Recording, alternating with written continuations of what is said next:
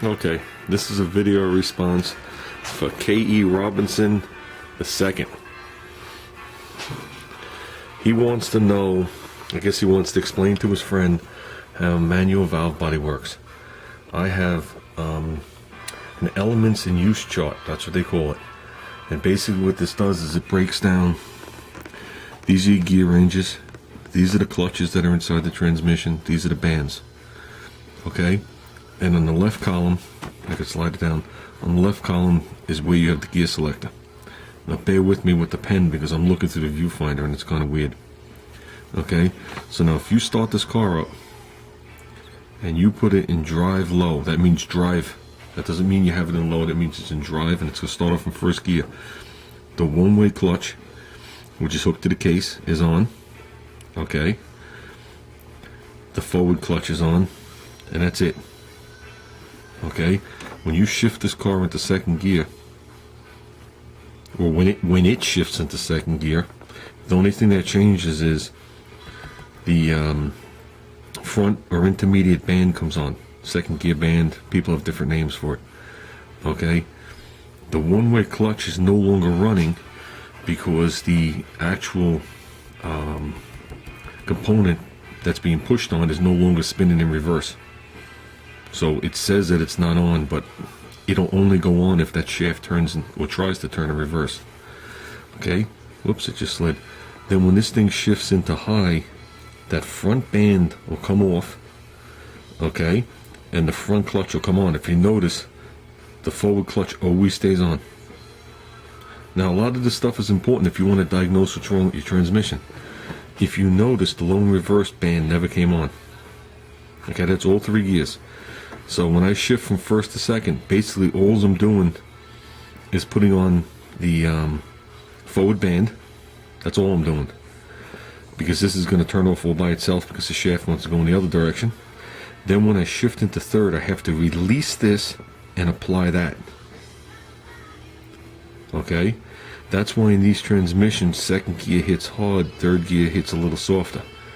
Because it's easy to apply this instantly, but it's harder to release this and apply this simultaneously. Because if you apply this too soon, the tranny will bind. If you release this too soon, the tranny will slip. Okay? On a modern day transmission, they'll call that the fill rate. So if I, for argument's sake, if this was a modern day transmission, electronic, okay, if I was going to put on the front clutch, okay, the transmission knows how long from the time it turned on the solenoid and duty cycled it, how many milliseconds it took for this clutch to fill. And as time goes on and the clutches wear and the seals wear and things bleed and, you know, and will leak down and things take a little longer, okay, it slowly compensates for it. That's why when you disconnect your battery on a modern day car, the tranny doesn't shift right for a while. Because it's compensated for the 40, 50, 60,000 miles. Now it's starting from factory specs, but everything is loose inside the transmission. All the specs have increased. So this one's going to come off quicker, and this one's going to take longer to come on. So you're going to get a flare. So it knows to hold this one a little bit longer, and it knows to speed this one up. Okay? Now, I will get to the manual valve body. We're getting there. If I go down here for manual low, oops, keep this, I gotta look, I'm gonna move it away for a second. Here's manual low. Now, if you look at drive low, okay, and manual low has an Airstrip for the one-way clutch, and the reason it does is if you look all the way over here, okay, the low and reverse band comes on. If the low and reverse band is on and holding, the shaft will not attempt to go the other way and this will not work. You know, you don't need the one-way clutch. If this band starts to slip, the one-way clutch will take over, and vice versa. That's why when you shift the car into manual low and do a burnout, what did a whole shot, you're pulling a tree stump out, the transmission is actually stronger. Okay, because you have two things holding it. And one of the first things to rip out of a unit when you drag race and you're doing your burnout and the tires hit the asphalt and it's still spinning, you blow the sprag right out of the unit, which is a one-way clutch. A sprag is just like a patented name. They're called one-way mechanical diodes. They're called overrunning clutches. They have a bunch of different names. A Sprague is an actual, it's like a posi. It's like a General Motors term. And there's limited slip. Everybody has their own name for the same thing. Okay? Now, you're in first here. You have the lone reverse on. You have the one-way clutch on. Okay? The forward clutch is on. Now, in this case, you shift to second. Okay? Now, I'm putting the intermediate front band on, but I have to release that band. Okay, so now there's another timing issue here. Okay, because you have to time when you release this to engage this. Okay, and reverse is an animal all itself. Reverse is the only time the forward clutch is not used. Okay, and all this stuff's important when you want to diagnose why the car doesn't move. You get in your car, you have reverse, but you put in drive, you have no forward. First thing you do is put it in manual low. If you have manual low and the car works, you know the one-way clutch took a crap. You know, there's different things. Like, for argument's sake, if you only have reverse and you don't have manual low either, then there's a good chance the forward clutch took a crap because it's not applied in reverse. I mean, these are the charts you're supposed to look at. They're a lot more complicated now that you have 6, 7 speeds in cars. But these are the charts you're supposed to look at before you rip the unit out of the car. So you know where you're going and you're not just guessing and saying, oh, look, I found a rip seal. Anybody could overhaul a tranny. It just, you know, it takes an education to diagnose it. But now, getting back to the manual valve body.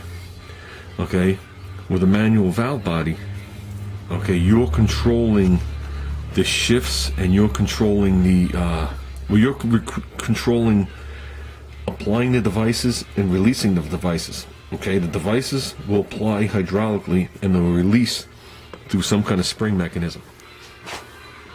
Okay, picture it this way. I'm going to cover up that chart, it doesn't matter. You have line pressure. Okay, that's the pressure coming from the front pump. We'll just bring it down like this. Okay, actually increases a little bit as the motor increases because it is a positive displacement pump, and the only way for the fluid not to come out is to bleed it off into something, like the oil pump in your car. Now you're going to bring it over here to governor pressure, then you bring it over here to throttle pressure. Whoops, I'm trying to get the pen there. And these two guys constantly fight each other through the whole process. It's like a bad husband and wife that are ready for a divorce. And they're going to push each other all the time. The governor pressure is controlled by the rear output shaft. And basically you have the line pressure coming into it. And basically all this thing is a valve in a way, or a regulator. And the faster the output shaft spins, the more pressure it allows out. Okay? And picture it being up against the wall here. And when it goes in this direction, it'll upshift. When it goes in this direction, it'll downshift. Now, on the other hand, we'll use a Chrysler transmission because that's what we've been using the whole time. The throttle is connected to the throttle pressure, which actually goes into the unit and turns another valve. And that's putting pressure this way. So the more throttle you give it, the more it pushes it this way. So say you get in the car, you put it right to half throttle, and you're in drive, you put it right to half throttle. This is pushing it over quite a distance. As the car speeds up, this will get more and more pressure. Say we'll just pick a number. This isn't a number, but 14 pounds at half throttle. This thing starts off at 10, 11, 12, blah, blah, blah, blah. When it gets to like 15, it starts to move it over. Okay, when this overcomes that, it'll shift to the next gear. Okay, and it'll do the same thing for second to third. That's why when you're cruising down the highway, we'll just pick a number, 40 miles an hour, you're in third gear and you punch it. Okay, you just opened up this valve wide. We'll just pick a number. You shot 50 pounds in there. This side's still at 17. You hold it to the floor, you hold it to the floor, you hold it to the floor. Finally, when the motor's ready to explode, it spins fast enough to say get 51, and it'll shift into third gear. Or if you let up on the gas, it'll shift right in. You'll feel it bang right in. Because this thing's been building up, building up, building up, building up, building up, and it's like, you know, it's like collapsing a dam. It's just going to overflow it and just go over. And that's how you